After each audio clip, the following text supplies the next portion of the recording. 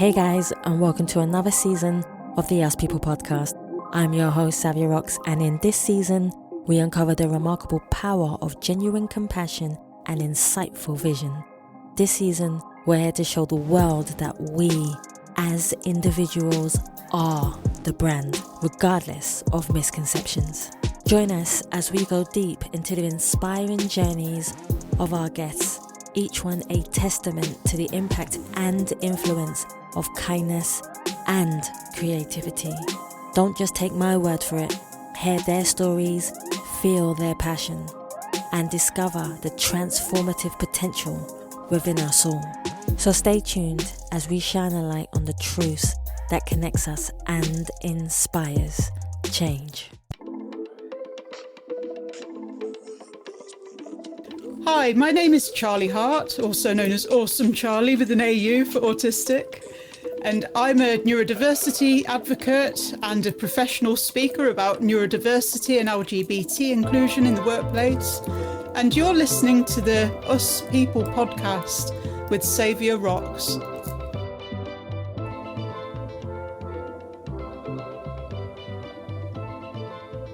Hey guys, and welcome to another episode of the Us People podcast. I'm your host, Savia Rocks, and today I have the beautiful Charlie here with me, who is a neurodiverse advocate and a keynote speaker. Charlie, I want to thank you so much for taking your time to come on the Us People podcast. How are you? Yeah, I'm good, thanks. Yeah, it's nice to be here. I've heard a lot about you from my friend Vijay Panchal, who was recently on the podcast. Oh yeah, that was pretty cool. Yeah, we had some technical issues, but it went quite well. And you know, it's one of those things where I always say to people in life, no matter what challenges you have, you must always push through them. Absolutely. And the end podcast was great. I listened to it while I was out on a walk in the countryside. Hey. I loved it. That's super cool. So it's your turn. So I'm so humbled to have you here and to be introduced to you and what you do. So Charlie, my first question for you is, could you tell me about yourself, where you grew up and how that influenced you to be the person who you are today? Sure. I'll try not to ramble too much because it's obviously a long story. I'm nearly 50. But you don't look 50 at all. I was 49 last week, believe it or not. Hey. Capricorn here. So I grew up in Nuneaton in the Midlands of England, and from a very neurodivergent family, but at the time we didn't know we were all neurodivergent. So my brother, like me, he has autism and ADHD. Yes. Unlike me, though, he has learning disabilities as well. So whereas I was like a clever kid and I went to a normal school, no one knew that there was really anything different about me, but my brother went to special school. So as far as everyone knew, I was normal in inverted commas. I don't actually know any normal person, so hence the inverted commas. But yeah, I went to mainstream school. I was always a bit nerdy, always a bit weird, didn't really follow the fashions. I wasn't part of the in crowd, but I got through, got my O-levels, got some A-levels, even though I couldn't study. I didn't do any homework. When I got to university is when I really fell off the rails because I've got ADHD and I didn't know. And yeah, basically I couldn't live on my own and without any adult supervision and do what I was supposed to be doing and do little things that others could do, like joining the library and the computer room. I just really floundered. Aww. So forward winding a bit then, I was really lucky because I fell into, quite by chance, I fell into human resources and carved a niche in the analytical side of human resources. So I was supporting HR systems, I was doing HR project work, producing management information, calculating salary increases and bonuses, all that kind of thing. Yeah. So it was HR, but not the fluffy diplomatic people side of HR. It was the analytical side, and I thrived. But then after I had my eldest kid, I really, really struggled with my mental health. I was chronically overwhelmed, quite often burning out. And for 15 years, this was the pattern. So I had my job in HR, I was doing pretty well, but I was constantly being picked up about my meeting behaviours, about my communication, things like that. Seeing my peers that started at the same time getting promoted above my head while I was going nowhere and getting criticised really for who I am. Yeah. And at the end of that period, I found out that my son, when he was 14, we found out he was autistic. And I realised that a lot of what they said to him about the struggles that he had related to me. So I realised I was autistic as well. We both went through the diagnostic process together. And so at the age of 42, after feeling broken and substandard for a really, really long time, I finally realised that actually there's nothing wrong with me. Nope. I'm just autistic. Exactly. I'm just built differently. You have a gift. You have a gift that other people don't have. And sometimes people might either find that threatening or don't know how to interpretate with you and who you are. So that's what it is. And I was struggling unsupported and not really understanding myself and my own needs. So at that time in my life, I, like a lot of people, like a lot of late diagnosed autistic people do when they realise they're autistic, I researched the subject, and it was my new passionate, highly focused interest. I read a lot about autism, a lot about the lived experience of autistic adults rather than just information from autism experts. I wanted to know what it's like to be autistic and what things you can do to help yourself. So I found the actually autistic community on Twitter, and I found a neurodiversity community at the same time. So this really, I latched onto this concept and I really ran with it. So I got more and more invested in this idea that every human brain and mind is unique. We all experience the world in different ways. We've all got our own unique strengths and challenges.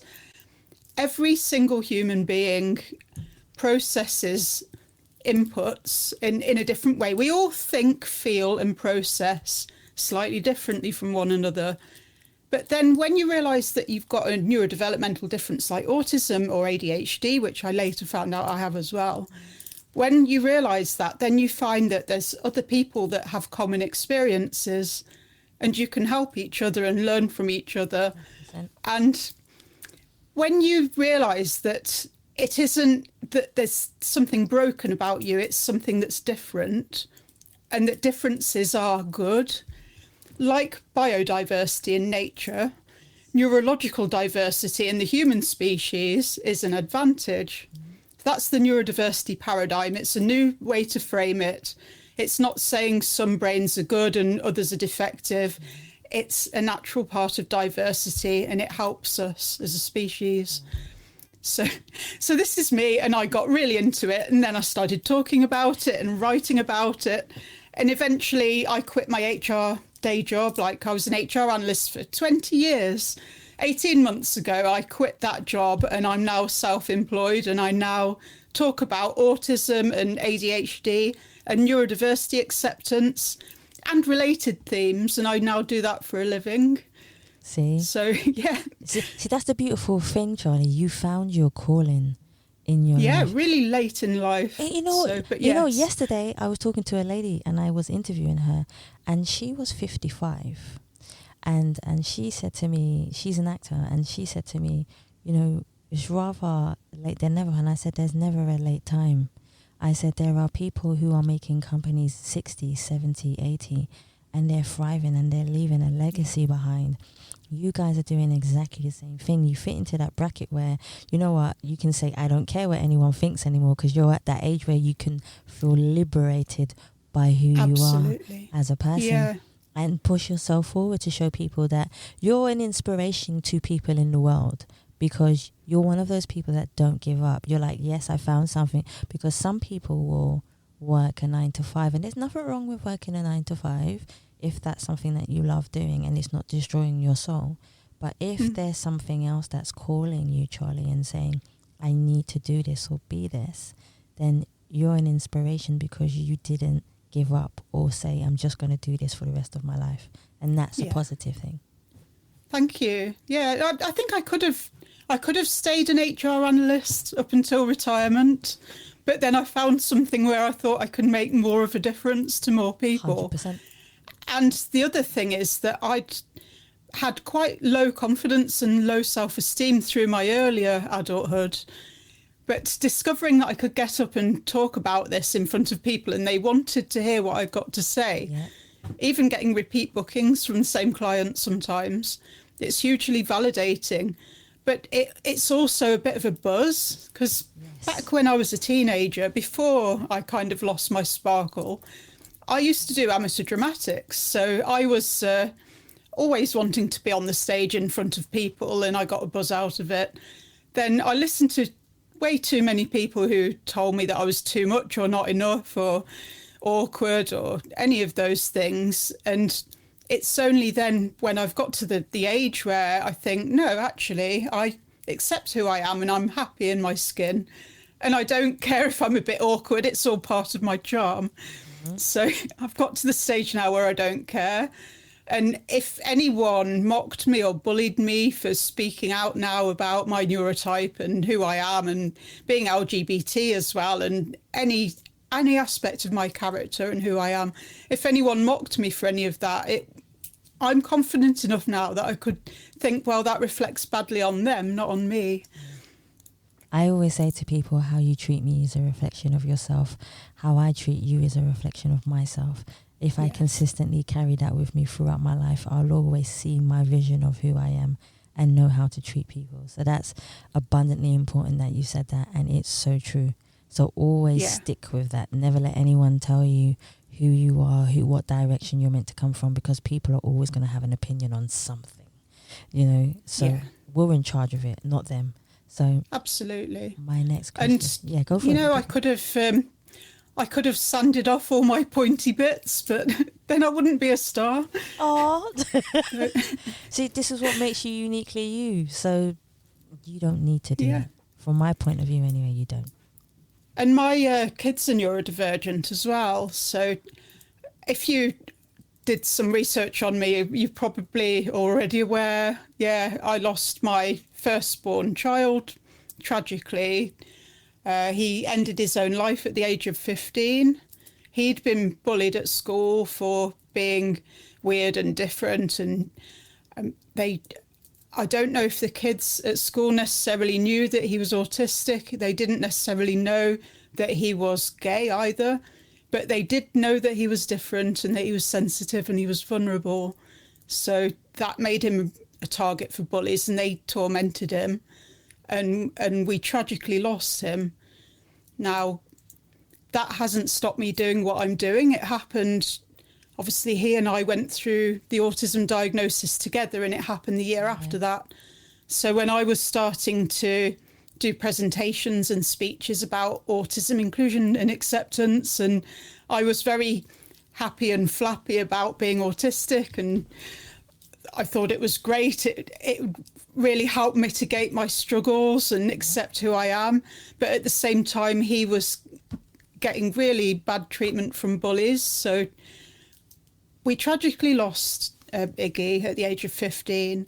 But I have two other kids who were younger than him. One of them's now 16, so they've got past that age. Yeah. But my why really is I want to do what little I can to make the world a better place for them. That's understandable. So that's 100% my 16-year-old is autistic and ADHD as well, and she is LGBT, and so is the younger one. We don't know if she's autistic. We do know she's autistic, sorry. We don't know if she has ADHD as well, but the whole family is neurodivergent and queer. And I'm doing what I can to promote a message of acceptance and understanding. Awareness isn't enough. Autism awareness isn't enough. We all know autistic people exist. Yeah. What I want is for people to realise that it's actually pretty common and there's nothing wrong with it. And it's completely fine to be autistic and gay and trans and non-binary and any of those things. That we're way more common and normal than you think, and that we're just humans like any other. We want acceptance, we want to be included, supported, believed, and loved. More than anything, So we don't have special needs. We have human needs like everyone else. I think we give something positive to the world. That's what I believe. Yeah. I believe neurodiverse, gay, LGBTQ, to be honest with you, religion, culture, every single one of us gives something positive. Without the culture, we can't see people's history and heritage. Without, love, you won't see, without LGBTQ, you won't see different types of love. Compassion and kindness is what I live for. That's one of the biggest things I live for, is that. So, and being, like I say, being, neurodiverse, having autism, ADHD, are things, I'm always fidgeting, are one of the things I think. I'm fidgeting with the bracelet right see, now. Mine's on my wrist. I usually have it off and it's really long. So these are the things that give a different perspective to people's minds, rather than, and I don't believe in this word normal. I don't think anyone's normal. I think people just put words out there to try and put you in a box, in a bracket. Yeah. So they can just fit you in there. Okay, you're this, so I'm going to put you in that box. You're this. So they know how to control the system of things, but that's not the way it works. And sometimes I feel like we sometimes threaten people who don't understand something or are ignorant to the fact of it. And I mean ignorance in the sense, Charlie, of the lack of knowledge towards the subject. They don't get it. They don't get it. And some of them don't want to get it. That's where they fit into the ignorance bracket.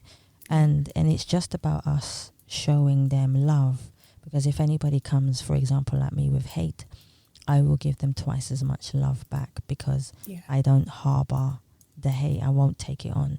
And that's something that I feel that should be taught more in schools, especially because schools are a major part of who we are and what we become. Because teachers, which I'm sure we're going to talk about at some point, teachers play a huge factor within us and help us in our ways. Like, I'm sure there's maybe a teacher that you remember that may have helped you in school, and you remember that teacher and they said one sentence to you that helped you to either do something positive in your life or just want to be who you are as a person.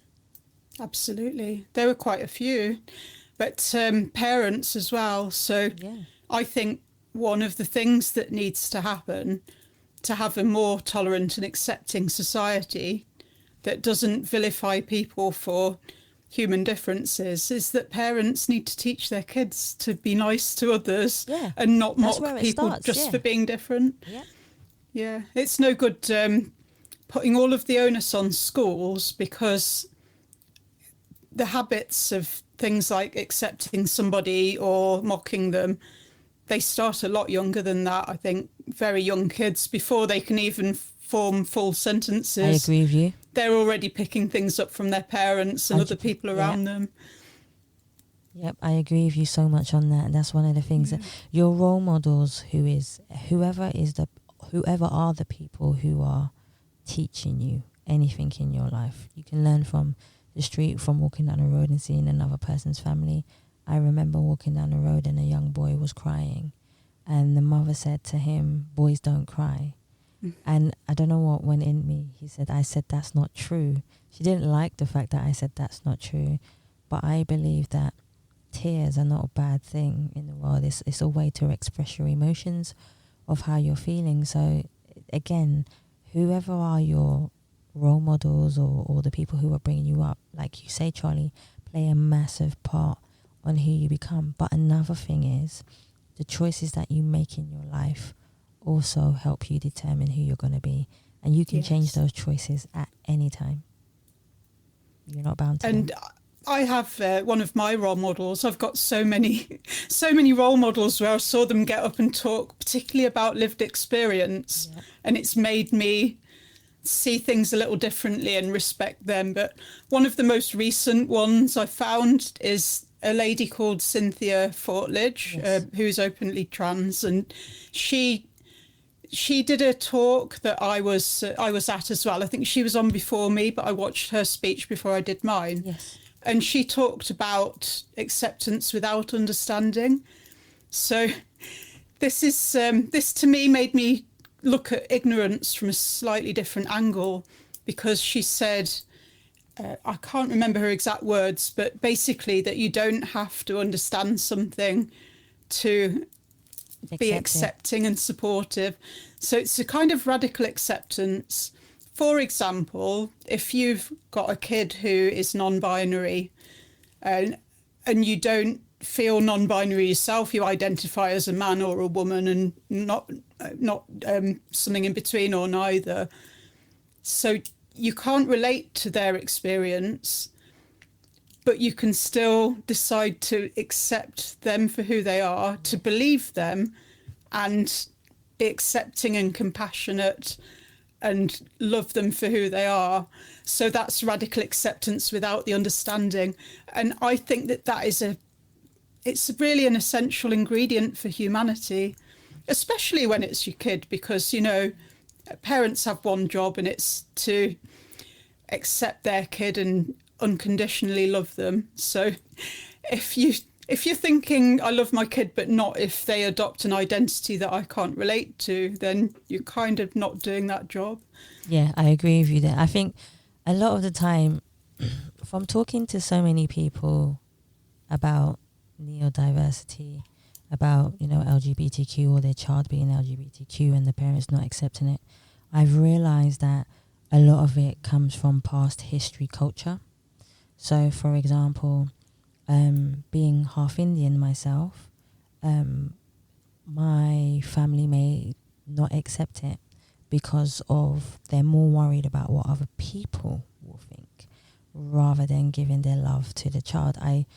Again, it's the same maybe with other people who might not understand it, whereas if somebody is a certain way and it's different to what they're normally, in quotations, used to, they like to make an assumption of how that person should be. Yes. And this is the problem, Charlie. A lot of the time people don't also make up their own minds.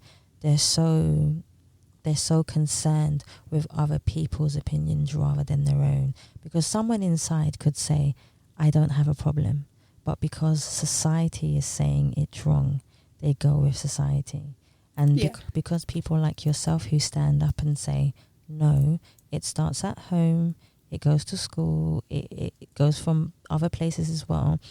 And this is what we need to keep on doing. We need to keep the cycle of keep repeating it. Because if we keep showing more and more love, hopefully things will change.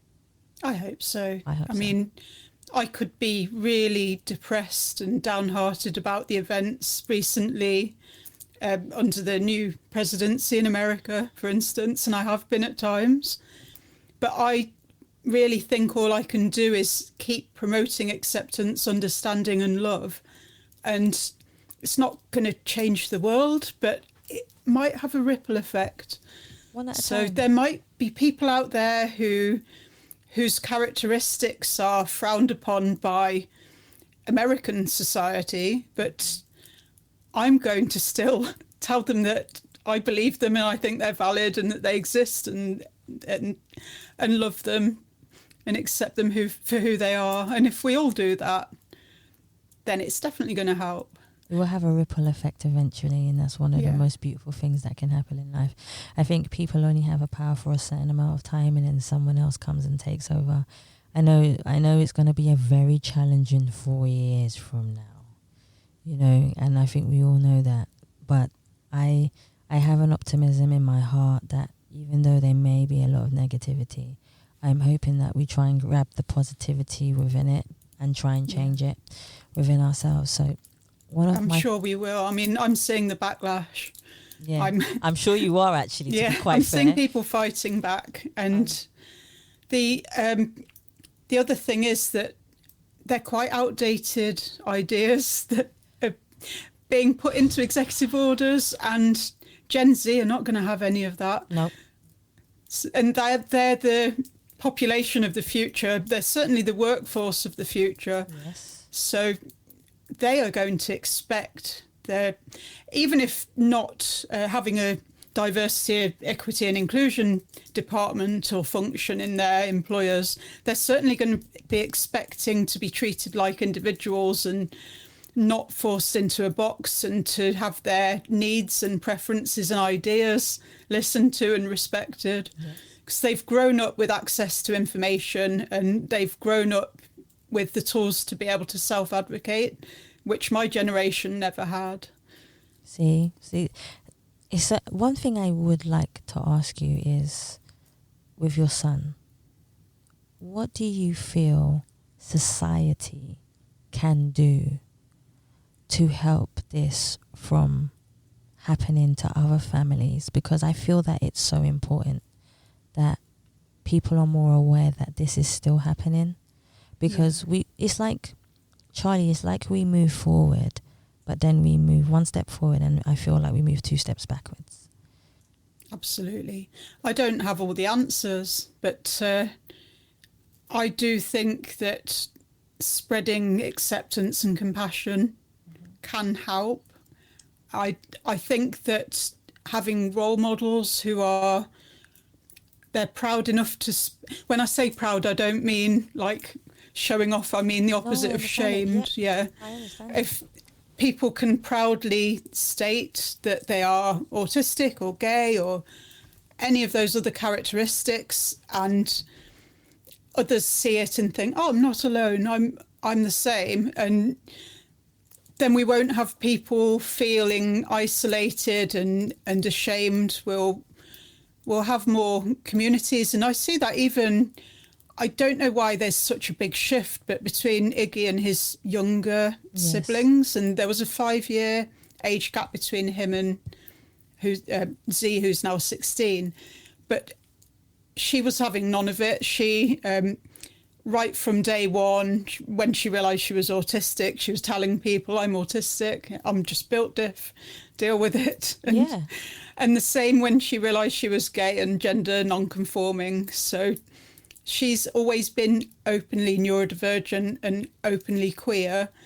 And if anyone makes her feel like that is a deficit or something wrong with her, she'll happily argue that. So it's quite a stark difference between her and her brother that was born 5 years sooner. And I don't know, but going to things like Pride marches seems to be really helping as well. Yes. So her and all her friends, we've marched at Pride. We marched with the Naz and Matt Foundation charity. I'm going to be marching as Awesome Charlie at Birmingham Pride this year with my daughters and their friends.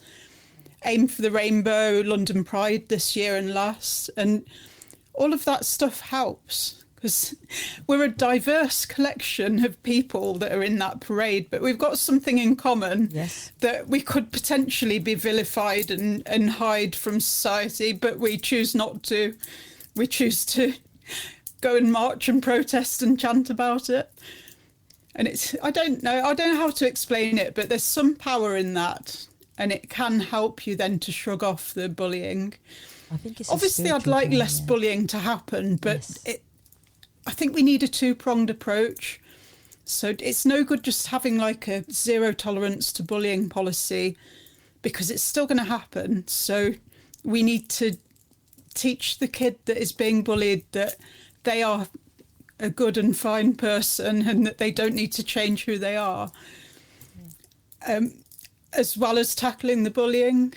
So I tried to do both of these things with Iggy, and I just don't think I didn't quite cut through, or I didn't get there soon enough, I don't know, but it certainly seems to be helping with the other two. I think, I know things are, I've heard these stories before where this has happened, and it always intrigues me to understand from the parents' perspective. I know the parents always feel like they could do more, but I can see the love there, and that in itself says a lot. Thank you. No, 100%. One of my favourite questions that I do love asking my guests is quite a long one, so I'm going to break it down, which is, can you define yourself as a person, Charlie? But who do you see when you look in the mirror? Okay. I should have prepared for this. I knew you were going to ask this. So, who do I see? I am a middle-aged woman, but not Yeah, middle-aged but not. I'm an overgrown kid at times, and I'm exuberant and full of life. I'm full of autistic joy. If there's something that is sensory stim, whether it's music or running down a hill or seeing a beautiful view, it brings me joy. And yeah, I'm sensitive, and there's things that do bring me down in my life, and but I'm always hopeful and optimistic. Yes. So what am I? I'm this person that's bounding through life, overcoming obstacles. I'm picturing a hurdler now, but I'm not quite that energetic. But yeah, I'm quirky and neurodivergent and queer, and I'm out of my shell now, and I'm not hiding any of that from the world. But that's the thing. You shouldn't have. I don't feel like you should have to hide any of it. I don't think you should ever have to do that. So I love the fact that you answered that. But here's the second part, okay? So on the flip side of that question of looking at yourself in the mirror, of your reflection of yourself in the mirror, has there ever been a time in your life where you have looked in the mirror and not recognized the person staring back at you? Yeah. Yeah, so I hit quite a major rock bottom in 2007. Mm-hmm.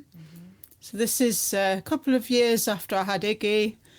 I had a couple of really traumatic miscarriages when I was trying for my second child. And I know it's sad losing a baby, but what I went through was traumatic in a PTSD kind of way as well. Yes. So I got a lot of sympathy about my loss and about not having a baby yet and losing the ones that I was pregnant with.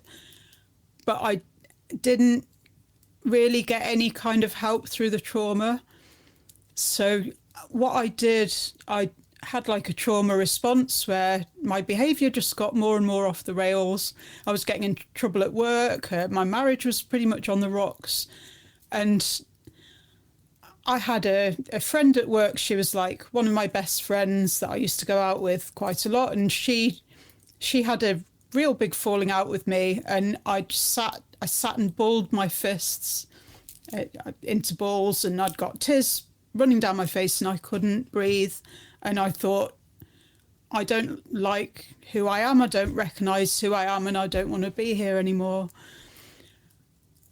So what came out of that is I went to the doctors, and they said I'd got depression. I think now in hindsight it was more of a autistic burnout, but I did the things that it looked like depression, so I did the things that they tell you to do. I took some time off work.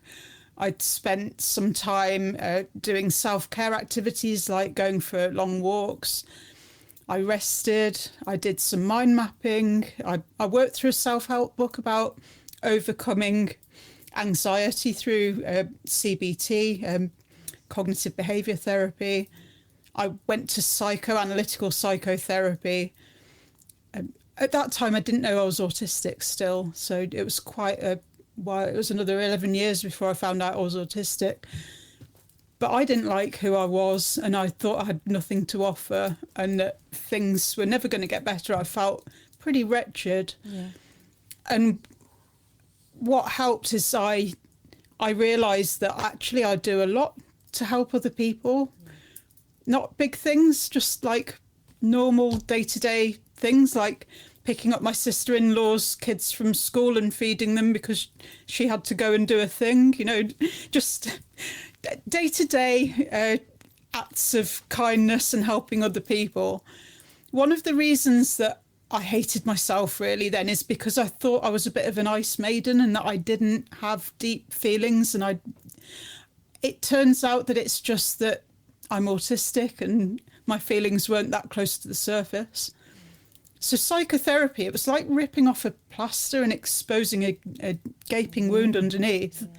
So it gets harder before it gets easier, but it did make me realise that I have all the feelings, that they just don't present in a typical way. So I came out of that, and it still took me quite a lot longer to realise I was autistic and to start putting myself back together. But I came out of that realising that I needed a bit of compassion and that I was different, and that I needed to understand more about, particularly about trauma, recent big traumas and kind of trauma from earlier in life, from a fairly difficult childhood and school bullying and stuff like that. I needed to process those traumas, but in a patient way, and not to be so judgmental of myself. I think that's one of the hardest things. I think we as people were so hard on ourselves. We even if people judge other people, when it comes to ourselves, we always turn around and say that's not good enough, we didn't do enough, we could have done more. And those are the things we need to look at ourselves and say, you know what, you've done great today. Yeah. You're a great person, and just lift yourself up 100%. Yeah. So I found my resilience coming out of that, really. It was awful, but I know I when you've survived your worst days, you can do it again. Yeah. Yep. No, that makes complete sense to me. I would love to know, who are some of the people, I know you spoke about one of them who was, you know, having a talk, doing a talk, but who are some of the people in your life, because I think that's very important, but also people outside of your life who inspire you, intrigue you to do what you do and continue the process of helping communities understand everything about you? Oh, there's so many, it's hard to narrow it down. Oh, let's go. Yeah. So I know people who, like influencers in the neurodiversity space, who can help a lot of people all at once to not feel so broken and alone. But then I know people who don't have the big platforms and that are not very well known, but that fight tirelessly to do things like get quack cures for autism abolished. You know, there's people who work with vulnerable families that are really struggling, and they help them and really get close enough to be able to support them through and out the other side, which I couldn't do. I have to have a boundary about that, because I would get too invested, and if things went wrong, it would really take me down. But there's people that put themselves out there and risk that. Foster parents, I know you hear some horror stories, but I'm sure there are amazing foster parents who take on kids that have been through quite a lot and may be really particularly difficult to look after and to love, but they do, because there's not something wrong with the kid. There's something wrong with how that kid has been treated, and they need compassion and love, like I keep coming back to. So there are people that really put themselves out there and risk persecution and even murder to say, this is who I am and I exist, and so there's more of me out there. Yeah, I agree with that. I haven't mentioned many names, but an autism advocate who tirelessly campaigns against mistreatment of autistic kids and quack cures is Emma Dalmain of Autistic Inclusive Meets. They're based in London, but we formed a team within that called AIM Rainbow, and I'm part of that team. So I'm in Birmingham, but I'm one of the AIM Rainbow team. So we're all queer, neurodivergent volunteers, and we work together to do things to promote acceptance and love of neurodivergent and LGBT young people. So everyone on that team is my hero. David Gray Hammond, I really need to mention him. One of my very dear friends, and he and I discovered the same time in 2018 that we were autistic. We met each other on actually autistic Twitter, and we've been friends ever since. And his niche is, he talks about how autistic people can quite often become, they can go through addiction. Yes. And that doesn't mean that they are bad people. There's reasons for it. You know, you'll talk about how the moral model of addiction, that a lot of us automatically judge drug addicts as having some kind of moral failing, and that's flawed.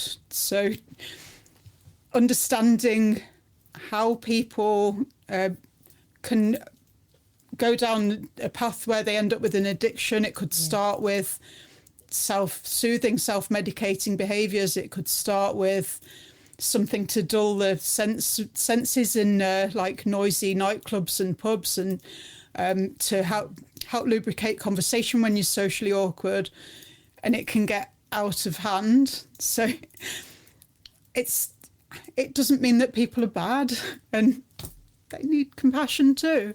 No, so I David agree. Gray Hammond puts himself out there and talks about this, and he also talks about schizophrenia and the pipeline between having autism and or ADHD but not receiving the support that you need, and actually you could end up having minor mental health conditions like an anxiety disorder, but it's treated in a way that is really harmful for you when you're neurodivergent, and you can end up then becoming in this kind of cycle where it turns to psychosis. So he's schizophrenic and he talks about that, and so I've got a lot of respect for people who they're neurodiversity advocates, but they shine a light on the side of it that isn't so corporate friendly.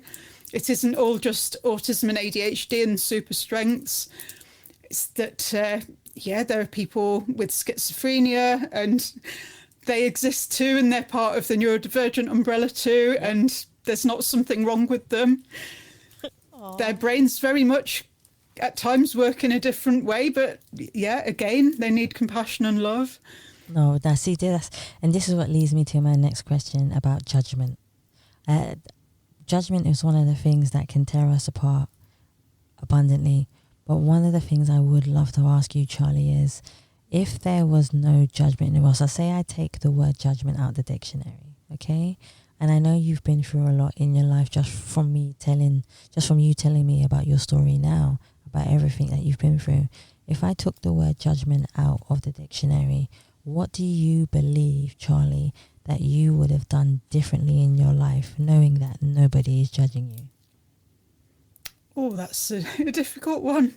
I think I'd have had quite a different life, because for a start, I wouldn't have stayed in a long-term permanent HR job that was quite so overwhelming to me for quite such a long time, because actually I'm not that bothered about having like a big steady salary. I'm more bothered about doing some of the other things that makes me human and enjoy Happy. life as well. Yeah. There's an inherent value in being a human. It isn't all about these capitalist notions of you need to get a full-time job and climb the corporate career ladder. So I'm really into making music and art and enjoying nature. So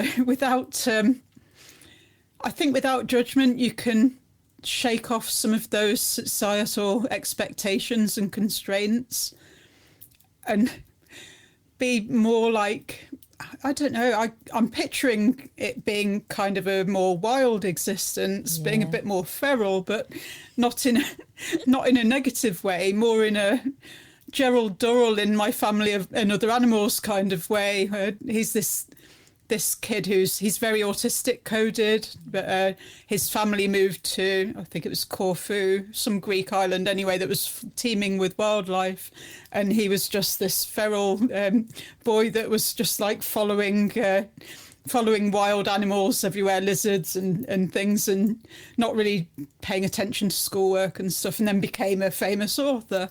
So I kind of look at his life and think it would be amazing to have lived a life like that without the potential, the weight of potential. You must do your exams, you must go to university, you must get a career, you must climb the corporate ladder. But just to lean into things that you really enjoy. I love that. So you spoke about music just a second ago, and I want to ask you, if there was one song, Charlie, that was the soundtrack of your life, what song would you choose, and why would you choose that song? The soundtrack of my life. Oh, that's a difficult one, but Starlight by Muse is a really special song to me that I find very relatable. Yeah, and I also really get a lot of joy out of belting it out. Yeah. Yeah. I like that. I love that Yeah. one. So, if I was to say to you, when was the last time that you felt totally at peace with yourself? What would you say to me? That would have been last Sunday when I went for a Oh. long, slow run. And it was a cold day, and I'd had a bit of a chest infection or something like that going on for a while, so I hadn't felt my full strength for a while. Yeah. But last Sunday I ran 14 kilometres and did it slowly, covered a lot of beautiful countryside, and I was happy to be alive. Oh, that's nice and easy. I love the way that you answered that one. That was just so peaceful. So I always believe that the advice that we receive can help us in our lives. So what is some of the best advice you have received, and how has it helped you in your life? Oh, best advice. I'm struggling to think now. Yeah. I have been told many times over the years to be myself and not to compete with other people and just be the best I can be. That's enough, yeah. And so younger in life I wouldn't have listened to that, but as I've got older I do. And this is why I get joy out of running now. I think I'm not training for a race. I'm not trying to beat other runners. I'm just trying to help myself, and if I want to push it a bit and beat my previous best times, that's great. But life isn't a competition. Mm-hmm. So I'm just trying to be myself and do what's good for me. I think that's good enough, to be fair, Charlie. I think we all are on our own journey, but sometimes we turn our heads left and right to see how everybody else's journey is doing. Yes. And then what we do is we compare our journeys when we shouldn't at all. So I'm proud that you said that.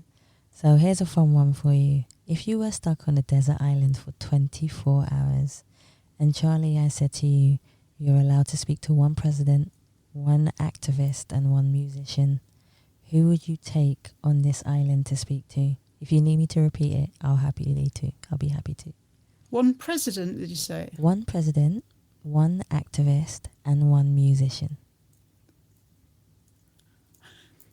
And you're allowed to ask them anything. Yeah. The president, I don't know about the president. Who would I take? I don't know. I'll come back to that one. Cool. The musician, John Lennon. Oh, yes, that's a good one. Yeah.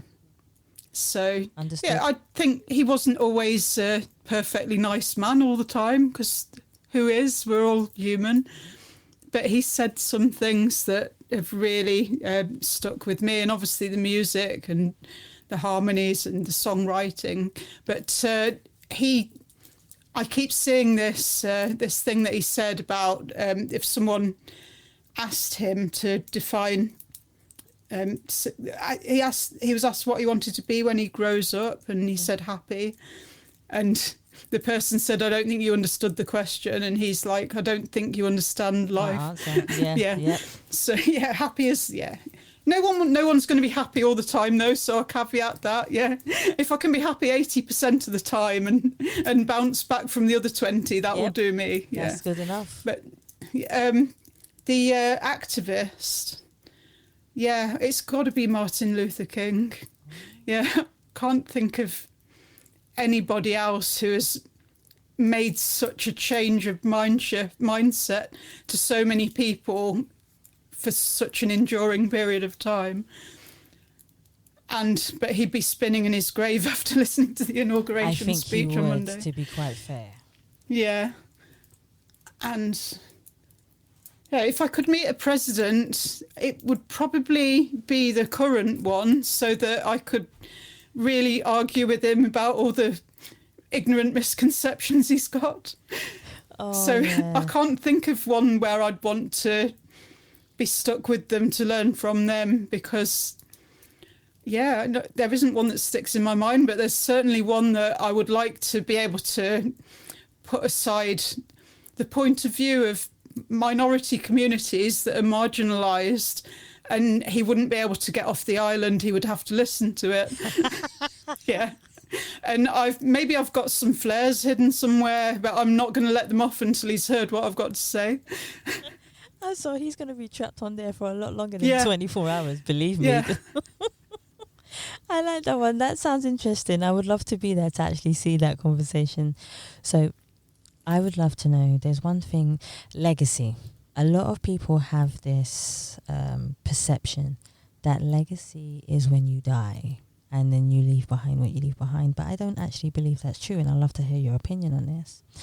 I believe a legacy is your everyday occurrence that you live in your life and how you affect people on a daily basis. I believe that is a legacy. What you say, how you treat them, what you do for them. I believe all of these things are based upon a legacy. But from your perspective, Charlie, which I'd love to hear, what would you like your legacy to be, and how do you see the word legacy in your way? Yeah, that's a really interesting one, because I am so often told by people that I've helped them in ways that I couldn't understand, but it's happened again and again. And it's not that I've done something big, it's that I've talked about my lived experience in a way that other people have found relatable, and then they've gone through a similar journey of discovery to me, a similar epiphany, like they've realised that they've been struggling because they didn't realise they were autistic or ADHD. Yes. They've gone through then, often without even mentioning it to me, they've gone through that period of self-identification and then a formal diagnosis as well. Yes. And then they come back to me and said, guess what, I'm autistic too, and thank you so much, or I'm ADHD too, and thank you so much. And that's allowed them to build that self-compassion that I was talking about. Yes. In the case of ADHD, it's sometimes helped people to get medication that has helped them to better cope with life. Yes. So I've made a profound impact on their lives by just talking about mine. Yeah, are you okay? Yeah, no, it makes sense to me. No, I'm always listening, and I think for me it's important that when people understand what the legacy means and how they touch people, what they say to people, because words are powerful, and people don't always realize it's not what you say, it's how you say it that can have a profound effect on someone, and can either build them up or break them down. But I'm always about lifting people up, and I've always noticed in life, it's funny how negativity stretches out faster to people rather than positivity. So it's about just bringing it round and leaving a legacy that will be positive rather than negative. So yeah, definitely. And especially on social media, because the stories that are negative and that anger people and upset people, they seem to get more reactions and then more reach and more exposure. So I keep sending out the messages of acceptance, hoping that they will gather that same kind of momentum. But the other side to legacy as well, after Iggy died, sometime after he died, about six months after he died, I decided to paint rocks in his memory. Yes. And it started off, I was painting them with things that he enjoyed, like the Umbrella Academy he was really into, and cars. But then I thought I could paint things that might be validating to people who find them if they're going through a hard time, or if they're LGBT or neurodivergent. So then it became Iggy Rocks, and I painted lots of them, like about 50 of them. And hid them all along the canal through Worcestershire, retraced the steps of one of our walks on what would have been his 16th birthday. And people found them, and I got Iggy Rocks on the back. So they found the Facebook group Iggy Rocks, and quite a few people were saying I was having a really bad time, and then I found this and it made me smile. Is it okay if I keep it? So some people take a picture and then rehide the rock, and others keep them. But it's the ones that want to keep them that probably need them the most. Yeah. And it helps me because I feel like I'm doing something, even if it's just small, and it's a creative outlet. So I know this is an audio podcast, so I'll describe this, but this is a smooth quartz rock out of the bottom of a stream. So on the back it says Facebook Iggy Rocks. On the front I drew a rainbow, but I accidentally drew it inside out. So the red is on the inside and the violet is on the outside. When I realised my mistake, I said, oh no, I'm going to have to redo that. And my daughter, Z, who was 11 at the time, I think, she said, no, don't do that. There's nothing wrong with it. It's just different. Like Iggy. Iggy was different, and different is okay. And that's where I got my hashtag from, different is okay. So this is the original Iggy Rock and the original different is okay. See, everything happens for a reason. Every single thing that it happens in all of our lives, including yours, it happens for an abundant reason. And we just need to realize that we don't need to change anything. Yeah. You know, that's so important. So, Charlie, I've had the pleasure of speaking to you. It feels like I've been speaking to you only for 10 minutes. Yeah. Yeah, the hour has zipped past. Yeah, it only feels like I've been speaking to you for 10 minutes, but I've just loved being able to just sit here. It felt so relaxing talking to you. But before I say thank you to you, I would love to be able to help to promote who you are, what you do. Please tell everyone where they can find you, how they can support you, what you do, your community. I would love to be able to help. Thanks very much. So my social media handle is Awesome Charlie with an AU for autistic, because I'm openly autistic. So you'll find me in lots of places under Awesome Charlie. I'm on LinkedIn. That's probably my biggest platform. I'm on YouTube, TikTok, Instagram, Facebook.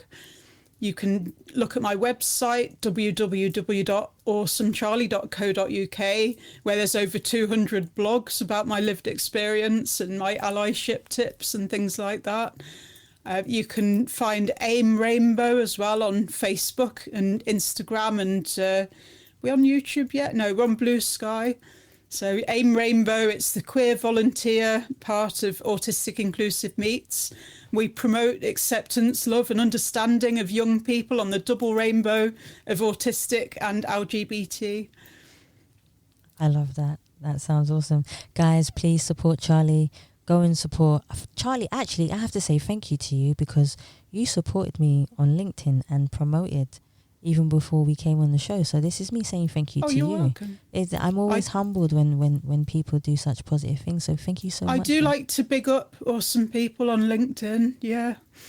So I'm a big fan. Thank you. It's not a competition. When we see somebody awesome, big them up, and it makes us look good as well. So it isn't purely altruistic. It's good marketing too. I like it. So we can rise together. That's very true. I abundantly agree with that. So Charlie, this is where I say to you, thank you so much for coming on the Ask People podcast, for showing your compassion, your kindness, but also telling your story in your authentic way, so people can hear more about you, what you do, but most of all get to know who you are as a person. Thank you so much. Thank you so much for having me. It's been an absolute pleasure. You're more than welcome. And guys, I want to thank you for listening to the Ask People podcast, and please remember you can subscribe and leave us a review on Spotify, iTunes, Google Play, or any other platform that you prefer listening to. Please also follow us on Facebook, Instagram. They don't call it Twitter anymore, but I think they call it X now. But you can also follow us on there. And guys, this is where I say to you, thank you so much for listening. Stay happy, stay positive, and as always, please continue to be kind to one another. Take care. Society has made me want to validate me from my illusion that awaits me, from how the people will perceive me. It's my illusion that awaits me. We fight in our war with ourselves. Our mental health is silencing us from our health. Social media is taking our time from connecting with each other soul to soul. Why we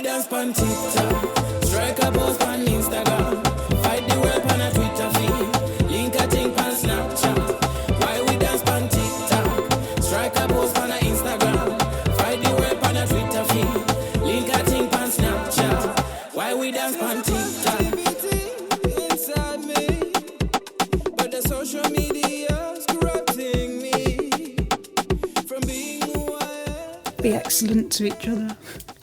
I like that. That sounds cool. Well, good, Charlie. Are you okay? Yeah, that was great. Yeah. You were awesome.